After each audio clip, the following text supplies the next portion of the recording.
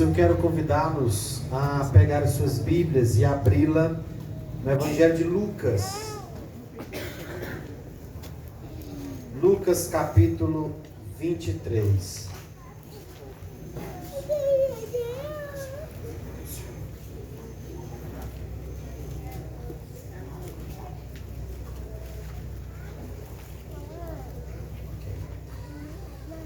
Aleluias. Gente, eu quero, enquanto vocês vão encontrando o texto, Lucas capítulo 23, verso 34. Eu quero aproveitar a oportunidade para agradecer a Deus por mais uma vez estar aqui junto com os irmãos, estar aqui com a igreja do Senhor, os irmãos da igreja, da primeira igreja batista lá de Senado da Roque, da segunda igreja, Gideão, primeira igreja batista de Buritirana. Eu sempre, pastor Eliseu me desculpa, mas eu ainda não me adaptei com o nome. Igreja, me ajuda aí. Igreja Batista Reformada Avivada. Igreja Batista Reformada Avivada. É a igreja batista lá do Centro Novo. E o pastor Clodoaldo está por aqui? Não veio hoje, né? Tá aí, pastor Clodoaldo? Os irmãos de lá estão por aí também? Amém, glória a Deus. Deus abençoe a vida de vocês. E é bom demais nós estarmos aqui juntos, reunidos na santa presença do Senhor. E mais uma vez, e também louvar a igreja anfitriã, que é a igreja batista do Tanque, liderada pelo pastor Marivelto. Louvo ao Senhor pelo privilégio de mais uma vez estar aqui com os irmãos pregando nesse aniversário. E vamos ler o texto da palavra do Senhor. Lucas capítulo 23, verso 34. Nós vamos ficar só com a parte A desse verso. E aqui nós vamos fazer da seguinte maneira. Eu quero convidar você a ler esse texto junto comigo. Não importa a versão da sua Bíblia, pode embaralhar um pouquinho aí, mas eu vou contar até 3 e nós vamos ler bem forte só a parte A, a primeira parte do verso 34. A parte aí que diz, então repartir as vestes dele, não, ok? Então vamos lá, verso 34 de Lucas 23, 1, 2, 3 e... Contudo, Jesus dizia, Pai, perdoa-lhes, porque não sabem o que fazem. Nós podemos melhorar muito mais, viu? Vamos de novo? Vou contar até 3, agora vai ser uma leitura bonita. 1, 2, 3 e...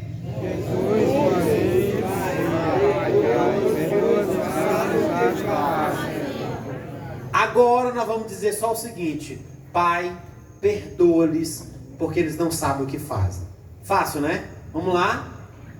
Pai, perdoa-lhes, porque eles não sabem o que fazem. Glória a Deus. Queridos, eu quero aqui nessa noite compartilhar com você. E eu quero pedir muito a sua atenção. Os irmãos que estão aí atrás estão me ouvindo bem, né? Amém? Amém? Ok. E eu quero pedir a sua atenção agora para ouvir a ministração da palavra de Deus. É um momento muito singular, um momento muito importante, solene. Nós precisamos dar a devida atenção, não a quem está falando, mas a palavra de Deus que tem poder para transformar as nossas vidas. E eu quero aqui nesta noite, acerca deste tema, a graça de Deus revelada em Cristo. Eu quero aqui passear com você na cena da crucificação de Jesus Cristo e analisar as 7 frases que Jesus Cristo diz na cruz do Calvário. Eu quero caminhar com você para nós podermos enxergar quanta graça há em cada palavra que Jesus Cristo disse naquela cruz, antes de fato da sua morte. Eu quero que você possa contemplar o grande amor de Deus, as belezas do Evangelho e a graça do nosso amado Jesus Cristo nessas 7 frases que Jesus Cristo menciona na cruz do Calvário. E a primeira delas é essa: Pai, perdoa-lhes, porque eles não sabem o que fazem. Você sabe muito bem, Jesus Cristo está aqui no Monte Gólgota, no Monte da Crucificação, e Ele está ali diante de soldados romanos, Ele está ali diante de homens judeus que eram simpatizantes dele, Ele estava diante de religiosos, de doutores da lei, e havia uma multidão ali, diante da cruz de Jesus Cristo. E diante daquele cenário todo, em que Cristo é levado e conduzido à cruz do Calvário, à sua morte, Jesus Cristo então diz essas palavras: Pai, perdoa-lhes, porque eles não sabem o que fazem. Essa primeira frase de Jesus Cristo revela a graça da misericórdia de Cristo. A graça da misericórdia de Cristo. Aqui, Jesus Cristo oferece perdão aos seus inimigos. Você pode olhar para essa cena e você pode então apenas olhar como esses homens podem crucificar o Rei dos Reis e o Senhor dos Senhores. Mas, amigo, esta cena, ela faz parte da nossa vida. Esta cena se refere a mim e a você, porque a Bíblia nos diz que antes de conhecermos a Cristo, nós éramos inimigos do Senhor. Inimigos. Nós éramos rebeldes em relação a Deus. Nós éramos rebeldes em relação às suas leis. Nós o desobedecíamos. Nós éramos contra a sua vontade. E aqui, quando Jesus estende a graça da sua misericórdia, dizendo: Pai, perdoa-lhes, porque eles não sabem o que fazem, Jesus oferece perdão aos seus inimigos. E não é nada diferente para cada um de nós. E não é nada diferente para toda a humanidade. Quando Jesus Cristo está trazendo para nós o Evangelho é um revelar da graça de Deus para os seus inimigos, que somos nós. Aqui, nessa primeira frase, Jesus Cristo revela o quanto o homem é ignorante. Quando Pedro, ele prega a sua primeira mensagem após a descida do Espírito Santo, nessa mensagem Pedro menciona para o povo que estava ali, que eles, juntamente com os líderes de Israel, crucificaram Jesus por ignorância. E quanto nós cometemos de coisas bizarras, horríveis, terríveis aos olhos de Deus, por mera ignorância. Mera ignorância. Por falta de conhecimento de Deus, por falta de conhecimento do Senhor. A palavra nos diz que o homem natural, o homem antes de conhecer a Cristo, ele tem uma mente corrompida. Eles são incapazes de enxergar a verdade. E todos nós, antes de conhecermos o Senhor, éramos assim. Paulo chega a dizer em 2 Coríntios 4:4 que o descrente, ele é cego espiritualmente. Nesse texto ele diz que o Deus deste século, que é Satanás, cegou o entendimento dos incrédulos. E meu amado, Jesus é tão misericordioso que a palavra nos diz que ele decidiu não levar em conta o tempo da ignorância. Atos 17:30 diz que Deus não levou em conta os tempos da ignorância, mas agora Ele notifica a todos os homens que em toda a parte se arrependam. Eu quero dizer para você que nessa primeira frase de Jesus Cristo, Ele estende perfeitamente a sua misericórdia. A segunda frase, antes de passar para ela, nesta aqui, quando Jesus Cristo diz: Pai, perdoa-lhes, porque eles não sabem o que fazem. Jesus está em oração diante do Pai. E aqui Jesus realiza algo extraordinário, que é a sua vocação, que é a sua missão, que Ele continua fazendo diante de nós.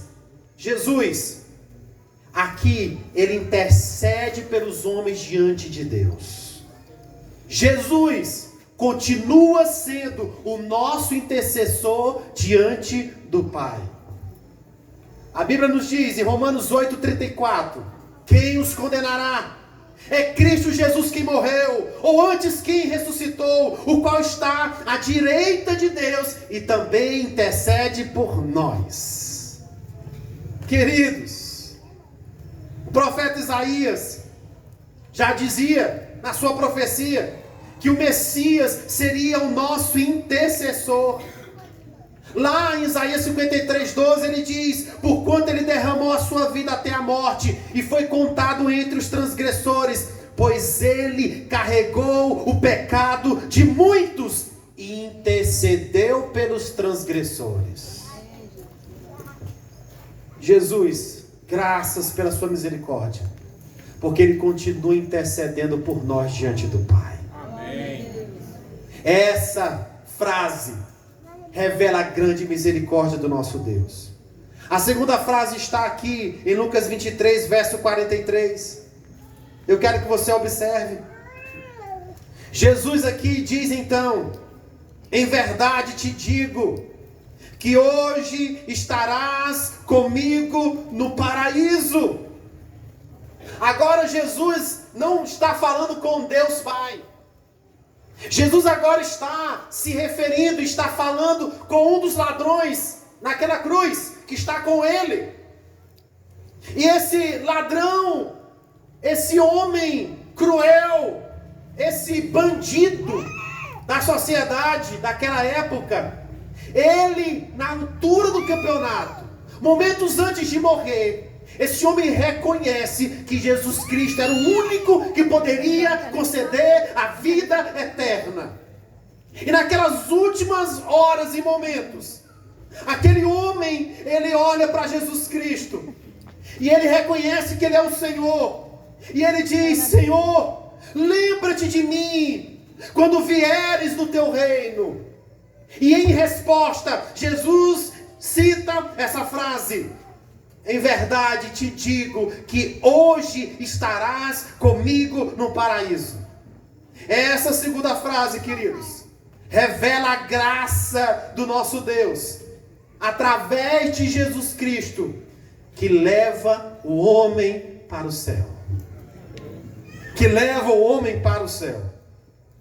Cristo está segurando para esse ex-bandido, mas agora arrependido, de que naquele dia ele habitaria no paraíso para sempre com o Senhor. E meus amados, essa segunda frase de Jesus Cristo revela essa grande verdade. Infelizmente, a pregação, a mensagem e o que os homens, os líderes deste tempo têm apregoado é tentar fazer um céu aqui na terra. Mas o nosso céu não é aqui. O nosso paraíso não é aqui. Jesus Cristo voltou para o Pai para preparar um lugar para nós habitarmos junto com Ele para sempre. E essa mensagem sobre o céu precisa ser apregoada. Cada palavra de Cristo aqui antes da sua morte tem uma preciosidade muito grande. Primeiro, porque é Jesus que está falando. Em segundo lugar, quem está prestes a morrer, ele não vai dizer coisas desnecessárias. Ele vai dizer coisas fundamentais e importantíssimas. Então Jesus faz isso aqui diante daquele homem. Lembram que Jesus Cristo está crucificado e ao lado direito e ao seu lado esquerdo havia dois ladrões, bandidos, que justamente estavam pagando pelos seus delitos e pecados ali. Enquanto a Bíblia nos conta que os dois estavam zombando de Cristo, mas com o passar do tempo, com talvez aquilo que eles estavam ouvindo a respeito de Jesus, com aquilo que eles ouviram da própria boca de Jesus, quando Jesus, por exemplo, diz: Pai, perdoa-lhes, porque eles não sabem o que fazem, um daqueles homens reconhece que Ele é o Senhor e Salvador. E meus amados, essa é um presente que Jesus Cristo tem concedido com o seu povo e para o seu povo. Nós precisamos resgatar na nossa mente a mentalidade de que nós estamos aqui como peregrinos por um tempo de passagem, mas a nossa habitação é o céu. A nossa cidadania é celestial. A nossa vida é um tempo aqui, mas na eternidade é com o Senhor na glória. Amém. Aleluia! Aleluia! E o que me encanta aqui é um termo que Jesus Cristo utiliza. Jesus poderia dizer céu, mas Jesus Cristo diz: em verdade te digo que hoje estarás comigo no paraíso. Jesus está querendo nos ensinar algo importante. Jesus está nos ensinando aqui que nele, através dele, por meio dele, nós vamos voltar ao lugar em que um dia o homem foi expulso do paraíso. Quem é esse personagem? Adão e Eva. Eles foram colocados pelo Senhor num paraíso. E ao sair deste lugar, expulsos deste lugar, que eles não poderiam mais habitar ali, há um prenúncio de que esse homem, através da redenção do Senhor, ele vai voltar para o lugar onde um dia eles foram expulsos e proibidos de entrar. Aquele lugar é selado com querubins que protege a entrada daquele lugar, selando aquele lugar.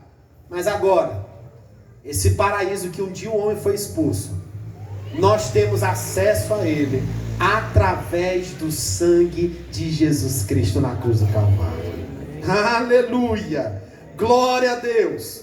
E não é à toa que em Apocalipse nos diz: aquele que tem ouvidos ouça o que o Espírito diz às igrejas. Ao vencedor darei o direito de comer da árvore da vida que está no paraíso de Deus. Aleluia! A árvore que Deus proibiu que Adão comesse do fruto, agora é prometido para todos os salvos em Cristo Jesus. Agora, aqueles que estiverem na presença de Deus, que morrerem em Cristo, que foram alcançados pela graça do Senhor, eles receberão o direito de comer da árvore da vida que está no paraíso de Deus. Aleluia! Aleluia! Então, meu amado, eu quero que você entenda o seguinte: que o céu, que a Bíblia nos promete, ele é o céu, não é pelo espaço em si, não é pelo lugar em si, é um lugar de perfeição, sim, é um lugar de bem-aventurança, sim, é um lugar de alegria plena, sim, mas ele só é tudo isso que eu acabei de falar porque o Rei dos Reis e Senhor dos Senhores está lá e nós vamos contemplar a sua face. Glória a Deus. É isso, meu querido. Às vezes tem gente que fala muito mais prefiguradamente, como Apocalipse coloca, das ruas de ouro, de cristal, das pedras os muros de pedra de jaspe e pedras preciosas. Mas, meu amigo, a beleza da cidade, da Nova Jerusalém, é que o Senhor está sentado no alto e sublime trono, e nós vamos adorá-lo por toda a eternidade, dizendo: santo, santo, santo é o Senhor dos exércitos. Amém. Aleluia. E o tempo e nem a eternidade vai se esgotar da nossa capacidade de cantar da beleza do nosso Deus, da grandeza do nosso Deus, da majestade do nosso Deus. Hoje nós temos vislumbres da sua glória, mas vai chegar um dia, quando Moisés disse: Senhor, eu quero ver a tua glória. E Deus disse para Moisés: Moisés, você não pode contemplar a minha face. Não há homem na terra, porque é pecador, que possa contemplar a minha face e continuar vivo. Mas nós, quando o nosso corpo for revestido de incorruptibilidade, o nosso corpo mortal se revestir de imortalidade, nós vamos estar com o Senhor nas alturas. E finalmente vamos contemplar a glória da face do Senhor.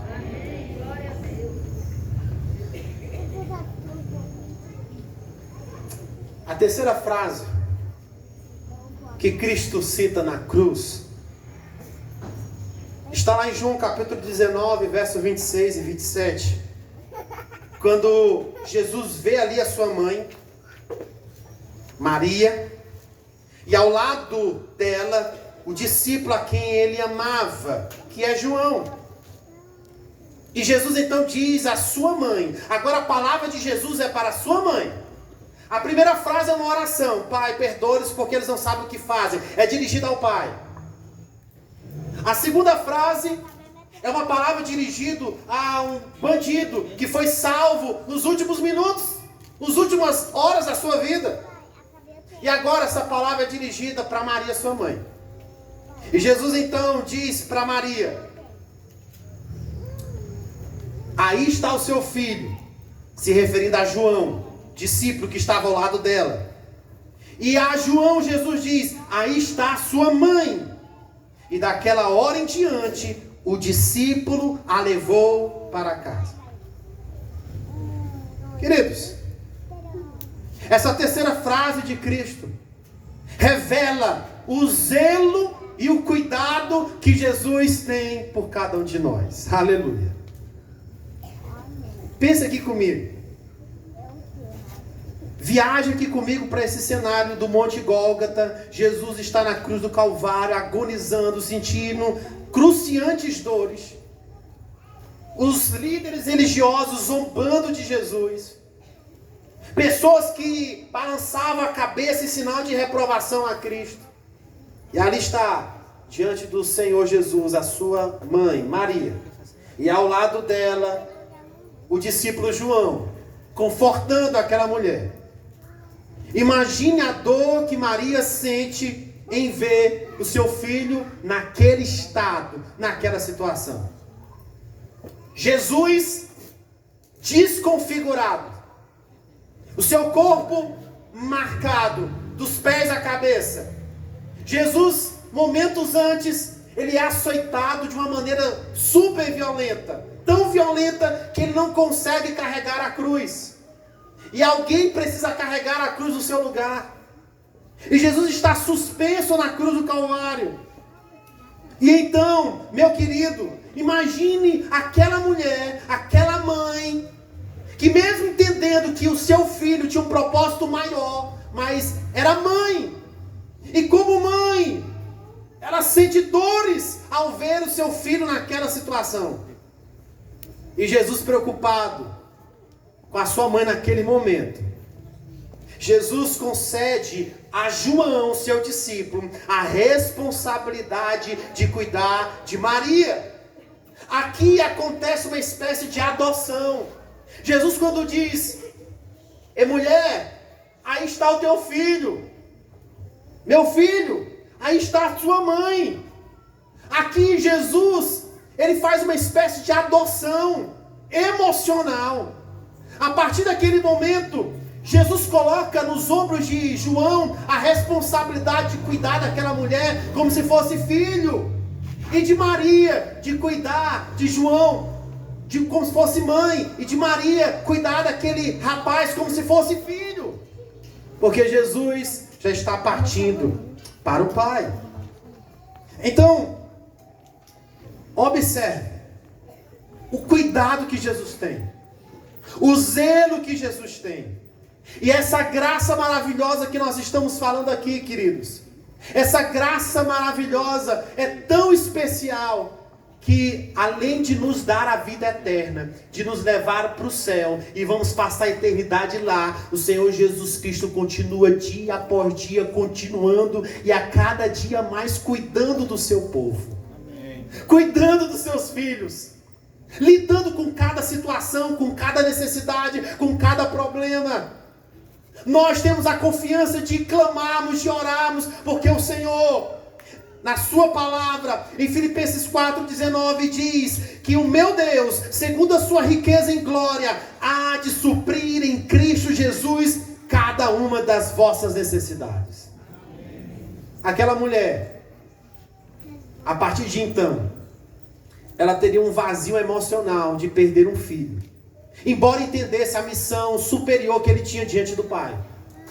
E Jesus, para amenizar aquela dor e suprir aquela necessidade, Jesus em Cristo coloca uma adoção aqui. João se torna agora filho de Maria. Meu amado, esse é o nosso Deus. Essa é a graça maravilhosa do nosso Deus.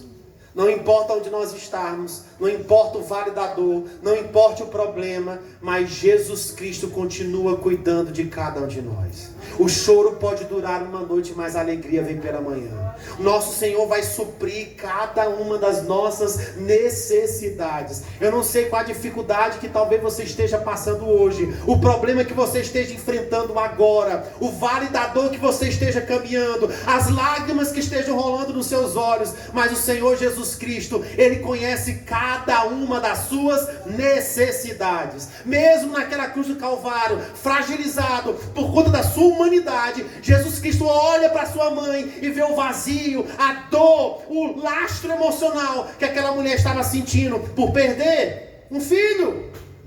E Ele trata de cuidar daquela dor.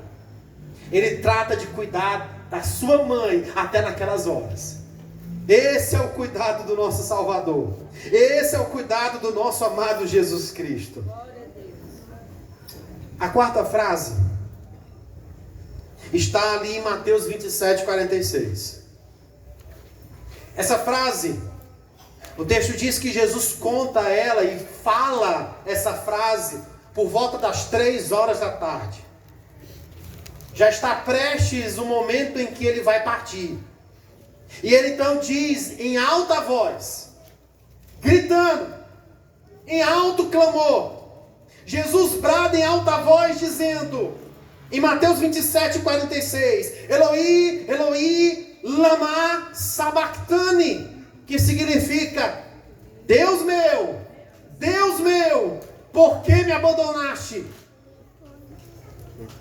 Amados, aqui,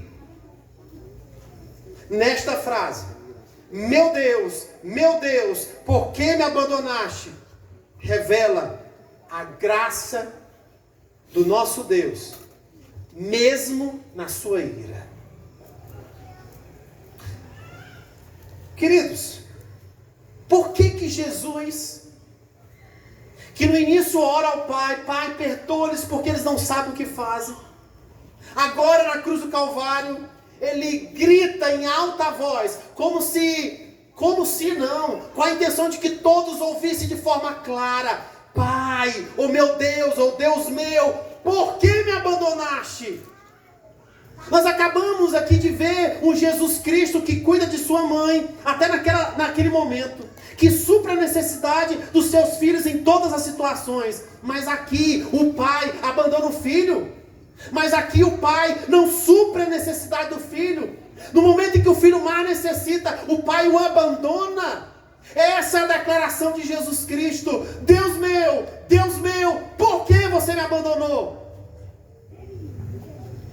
E nós entendemos que a graça de Deus é abundante até mesmo na ira do Senhor. Deus é santo, é santíssimo, é justo. E se Deus, Ele é santo e Ele é reto e perfeito na sua justiça, Ele então deve punir toda espécie de desobediência.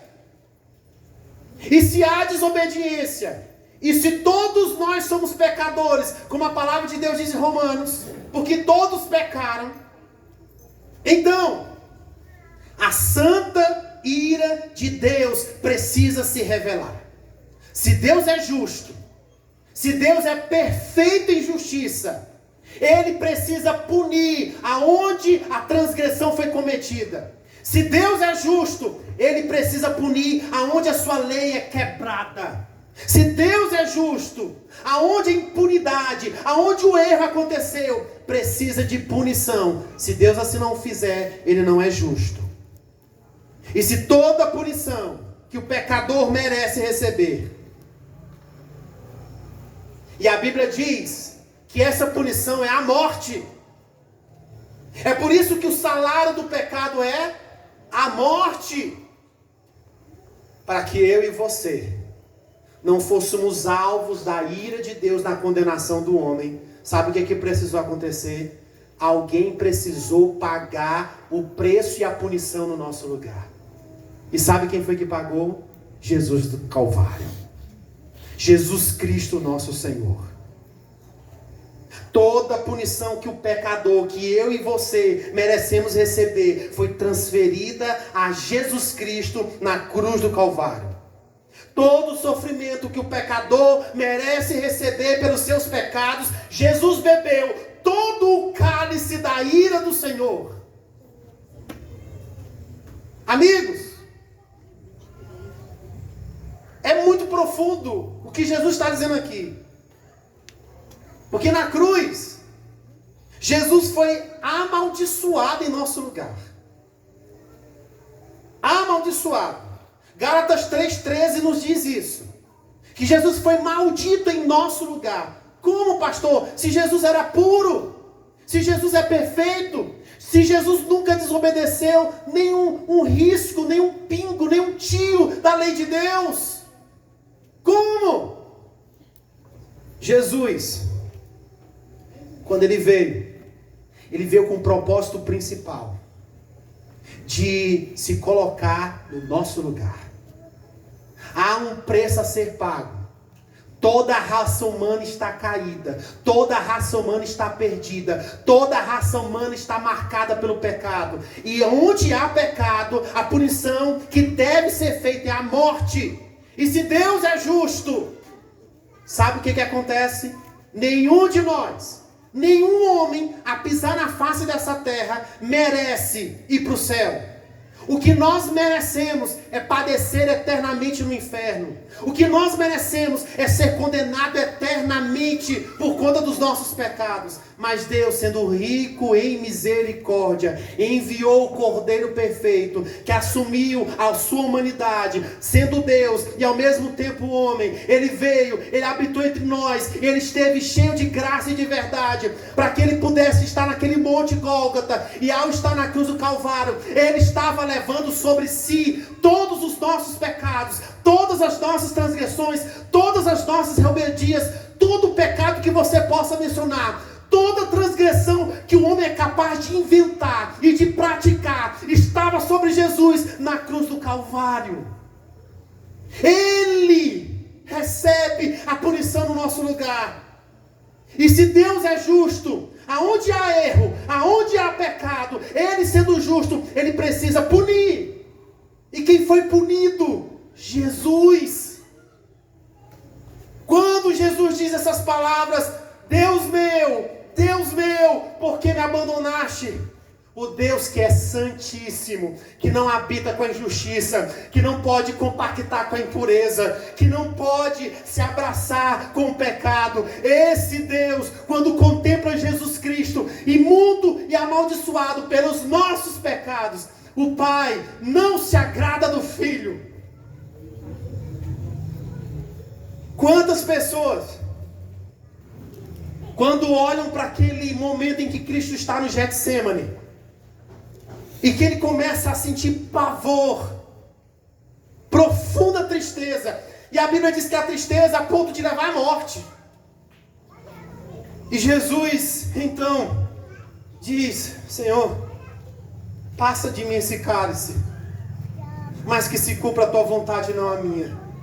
E naquele local, naquele lugar, Jesus ora 3 vezes, repetidamente, dizendo as mesmas palavras: Pai, se possível for, passa de mim esse cálice, mas que se cumpra a tua vontade, não a minha. E a maioria de nós pensamos que o que Jesus Cristo, Ele queria que o Pai o tirasse, era dos sofrimentos na cruz. Jesus olha no túnel do tempo, e ao olhar para o futuro, Jesus, ele vê os cravos nas mãos, ele vê os cravos nos pés, ele vê a coroa de espinhos, ele vê os soldados romanos o chicoteando, e quando ele vê tudo que ele vai sentir de dores físicas, então Jesus diz essas palavras, eu digo: não. Se você olhar para a história da igreja, você vai ver vários mártires que morreram corajosamente. A tradição cristã diz que Pedro morre de cabeça para baixo, na cruz. E quando ele vai ser morto, ele diz: eu não mereço morrer na mesma posição que o meu Senhor. E ele morre de cabeça para baixo. Policarpo, várias vezes a igreja tenta livrá-lo da morte. E ele então começa a sonhar, e ele entende pelos sonhos que ele deveria morrer pela causa do Evangelho. E esse homem já idoso, ele é condenado à fogueira. E antes da fogueira, é perguntado: Policarpo, você continua professando essa fé? Você continua crendo em Jesus? É só você abandonar, é só você dizer que não crê, é só você dizer que não segue esse Jesus Cristo, que nós te livramos da condenação da fogueira. E ele então vai dizer: 86 anos eu servi ao Senhor, e o Senhor, Ele nunca foi infiel comigo, como é que eu vou abandonar o meu Deus? E ele então é condenado à morte na fogueira. E ao ser preso naquele local, havia uma coluna de madeira ao redor, a madeira para poder pegar fogo, e a pessoa era amarrada naquele tronco. E Policarpo diz, a tradição cristã, que ele diz assim: não precisam me amarrar, eu vou ficar aqui. Aí você diz assim: homens mortais, pecadores, diante da morte, agiram com tanta coragem. Aí você acha que o nosso Jesus Cristo, por conta das dores da cruz, ele vai retroceder? Ele vai sentir pavor de dores da cruz, embora sejam intensas, terríveis? Eu digo que não. Pastor, e o que faz Jesus sentir pavor nesse jardim do Getsêmani, a ponto de orar ao Pai: Pai, passa de mim esse cálice? Por que Jesus pede isso ao Pai? Irmãos, o maior pavor de Jesus, sabe qual é? Alguém que, quando Filipe chega para ele, diz assim: Jesus, você fala tanto de Deus, faz o seguinte, mostra o Pai, isso nos basta, mostra. Aí Jesus responde a Filipe: Filipe, há quanto tempo eu ando com vocês e vocês estão me perguntando para mostrar o Pai? E Filipe, quem vê a mim, vê o Pai, porque eu e o Pai, nós somos um só. Sabe qual era o pavor de Cristo na cruz? É que ao assumir o meu e o seu pecado, quando chega na cruz do Calvário, sabe o que vai acontecer? O pai que lá no batismo olha para o seu filho e diz: esse é o meu filho em quem eu me agrado. Aparece Deus Pai falando dos céus, aparece a pomba representando o Espírito Santo, e o pai diz: esse é o meu filho em quem eu me agrado, eu tenho prazer nele. Mas quando chega na cruz, o pai olha para o filho, e por assumir o meu e o seu lugar, ele olha para nós, ele olha para o filho na cruz, e ele tem desprazer. Ele olha com ódio, porque ele vai punir o meu e o seu pecado em Jesus, na cruz do Calvário. É por isso que Jesus diz: Pai, Deus meu, por que me abandonaste? O filho que tem a experiência de ser um com o Pai, indivisível com o Pai. Eu não sei que mistério acontece aqui, mas o que fato acontece é que o Pai olha para o seu filho, e ao assumir o nosso lugar, e por ser maldito, pendurado naquele madeiro, o Pai que é santo, que é perfeito, que é justo, ele olha com desprazer e derrama todo o cálice da sua ira sobre o Filho, Jesus. Amados, essa quarta frase mostra que Jesus foi tratado pelo Pai como se ele não fosse filho de Deus. O semblante do Pai, ao ver Jesus, não era de prazer, era de desprazer, era de desgosto.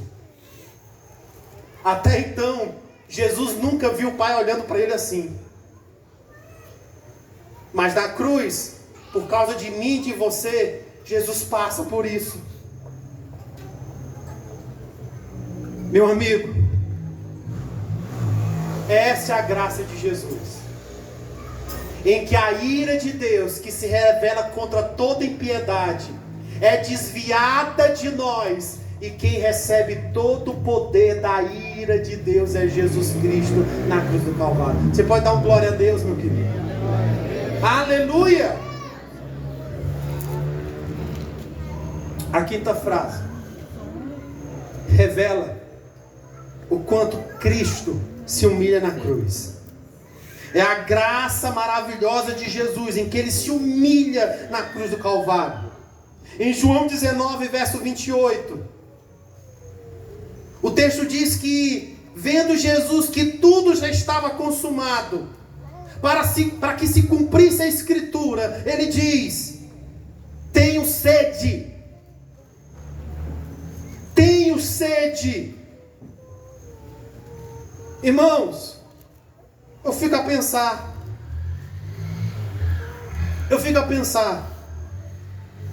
o quanto esse Jesus se identificou conosco. A Bíblia diz em Hebreus que nós temos um sumo sacerdote que se compadece das nossas fraquezas, como alguém não distante, mas que passou por todo tipo de tentação, porém sem pecado. E Ele se identifica tanto conosco, que aqui na cruz do Calvário, Ele diz: eu tenho sede. O profeta Isaías diz que ele é um homem de dores e que sabe o que é padecer. E eu fico a imaginar que as mãos que criaram céus e terra, as mãos que criaram rios, mares, quando ele está na cruz do Calvário, ele sente sede. Alguém que sentiu sede naquela cruz, ele sentiu sede na cruz para saciar a nossa sede espiritual.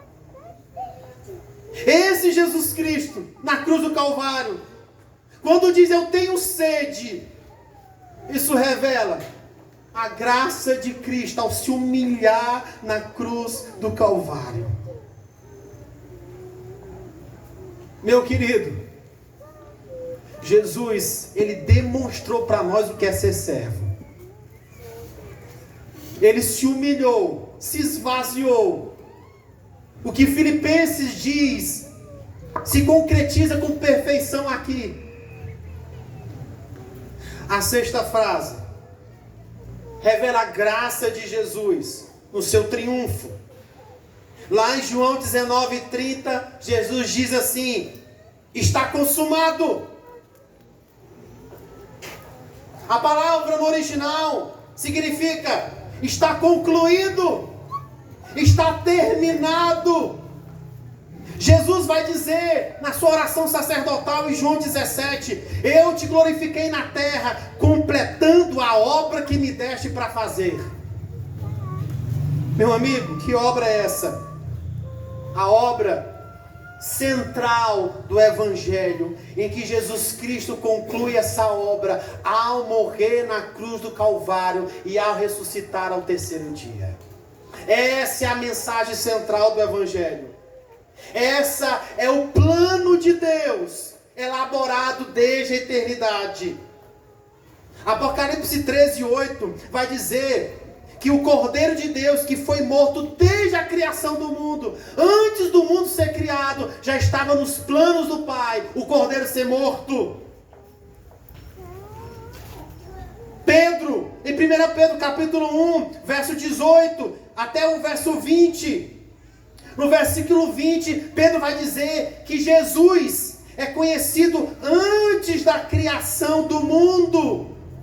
É um cordeiro sem mancha, sem defeito. O sangue precioso de Cristo é conhecido antes da criação do mundo e revelado nestes últimos tempos em favor de vocês, de nós. Meu amigo, Jesus então diz: está consumado, está terminado. Tudo que Jesus passou ao sofrer a ira de Deus, ao sentir sede na sua humilhação, ao perdoar a quem lhe ofendia, lhe maltratava, Quando Jesus Cristo diz está consumado, está concluído, está terminado, essa frase revela o hino da nossa vitória. Apocalipse 5:9 vai dizer que todos os redimidos que habitarão na glória com Deus vão entoar um novo cântico dizendo: digno és de tomar o livro e de abrir os selos, porque foste morto e com teu sangue compraste para Deus os que procedem de toda língua, tribo, povo, raça e nação, porque Ele concluiu a obra do Pai, está consumado. Aleluia! Aleluia! É o triunfo do nosso Senhor. Ele é o Senhor dos exércitos. Ele não perde batalha. Ele é vencedor dos vencedores. Ele é triunfante. Ele é poderoso. E por mais que os homens hoje possam nos criticar, possam zombar da nossa fé, mas um dia, quando Ele voltar ao soar da trombeta, toda língua vai confessar e todo joelho vai se dobrar diante da majestade e da glória do nosso Deus. Porque Ele triunfa. Ele é vencedor. Glória a Deus. Ele é vencedor. E eu quero terminar com a última frase de Cristo na cruz. A 7ª frase. Interessante que 7 na Bíblia é número da perfeição. E na 7ª frase que Jesus profere na cruz do Calvário, Ele brada em alta voz, dizendo: Pai, nas tuas mãos entrego o meu espírito. E tendo dito isso, morreu. Nos outros evangelhos, em Mateus e Marcos, Jesus morre dando um forte grito. E aqui ele diz uma coisa interessante: Pai, nas tuas mãos entrego o meu espírito. Jesus revela nessa última frase que tudo que Ele passou é mais do que o suficiente para nos mostrar e nos revelar a graça de Deus, que nós podemos confiar no nosso Salvador, que é Jesus Cristo. Quando Ele diz: Pai, nas tuas mãos entrego, significa depositar confiança, significa se entregar aos cuidados de alguém, e esse alguém é Deus, é o Senhor. E Jesus não entrega qualquer coisa não. Nas tuas mãos, Pai, eu entrego o meu espírito. Você já entregou seu espírito diante de Deus? Você já entregou a sua vida a Deus? Você já acertou os ponteiros com Deus? Você já se arrependeu dos seus pecados e creu em Senhor Jesus Cristo como o Rei dos Reis e o Senhor dos Senhores? Meu amado, Jesus confia que o Senhor há de cuidar do bem mais precioso que nós temos, que é o nosso espírito. É por isso que Jesus disse para os seus discípulos em Mateus 10:28: não temam o que mata o corpo e não podem matar a alma. Temei antes aquele que pode fazer perecer no inferno tanto a alma como o corpo. E Jesus sai de cena na cruz, demonstrando a sua total confiança em Deus. É um grito de confiança em Deus. Pai, nas tuas mãos entrego o meu espírito. Queridos, vamos confiar em Deus. Vamos confiar na graça de Deus. A graça de Deus é maravilhosa. A graça de Deus nos constrange. É tão maravilhosa que chega a nos constranger. A graça de Deus é tão superabundante que Ele é muito maior do que qualquer pecado que nós possamos cometer. A graça de Deus supera tudo. É uma bomba, é poderoso, é dínamos, é algo extraordinário, é algo para transformar a vida de qualquer pessoa. E por isso nós devemos confiar no Senhor. Essa última frase revela a fé que nós devemos depositar no Senhor Jesus Cristo. Ele vai cuidar da sua alma. Ele vai cuidar de você. E não importa a hora que a morte chegue, nós temos certeza, convicção e segurança de que a nossa vida está nas mãos do Rei dos Reis, do Senhor dos Senhores, e que ninguém pode nos roubar da mão dele. Aleluia! Que Deus te abençoe. com esse grito de confiança. Salmos 44 diz: bem-aventurado o homem que põe no Senhor a sua confiança. Fique na graça de Jesus e que a graça possa transformar a sua vida. Vamos ficar em pé e vamos falar com Deus em oração.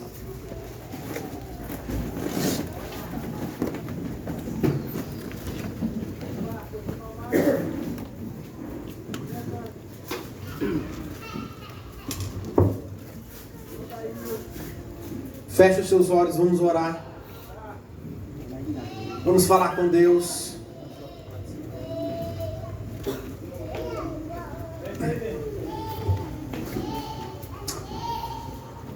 Senhor Deus, nós te adoramos, nós glorificamos o teu nome, nós exaltamos o Senhor, e nós louvamos o Senhor por conta da tua graça maravilhosa, revelada em cada frase que Jesus disse naquela cruz. Essas 7 frases, Senhor, revela a tua sabedoria, o teu poder, a tua graça, o teu amor, a tua misericórdia e a tua bondade. Querido, você que está aqui nesta noite, que deseja entregar sua vida a Jesus, meu querido, eu quero te convidar a levantar uma de suas mãos aonde você estiver. Você que talvez está longe dos caminhos de Deus e quer se reconciliar com o Senhor, eu quero te convidar a levantar uma de suas mãos onde você está aí. Eu quero apresentar a sua vida diante do Senhor. Se você, meu amigo, não fez um compromisso diante de Deus, de entregar sua vida a Ele, como seu único e suficiente Salvador, eu quero te convidar nesta noite a assumir um compromisso de fé em Cristo. Ele morreu na cruz para nos salvar. Ele morreu na cruz para nos dar a vida eterna. Ele morreu na cruz para levar a gente de toda tribo, língua, povo, raça e nação para habitar com Ele eternamente na glória. Aleluia. Se você quer fazer parte desse povo redimido e glorioso, eu quero te convidar a levantar uma de suas mãos, entregando sua vida a Jesus. Se há alguém nessa noite, por favor, levante sua mão. Eu quero orar por você. Faça esse ato de fé, de confiança no Senhor. Você que percebe que está distante de Deus, mesmo frequentando a igreja, e quer fazer uma atitude de compromisso com Deus, eu quero orar por você. Em nome de Jesus. Em nome de Jesus. Senhor Deus e amado Pai, eu quero te glorificar nessa noite, porque a tua palavra foi pregada. Nós louvamos o teu nome pelos hinos que foram cantados aqui, as orações que foram feitas aqui, tudo que foi ministrado aqui.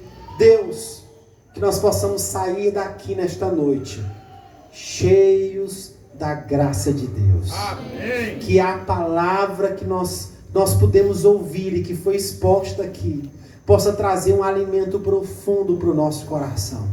Que essas 7 frases de Cristo na cruz possa imprimir uma marca profunda da graça de Deus em nossas almas.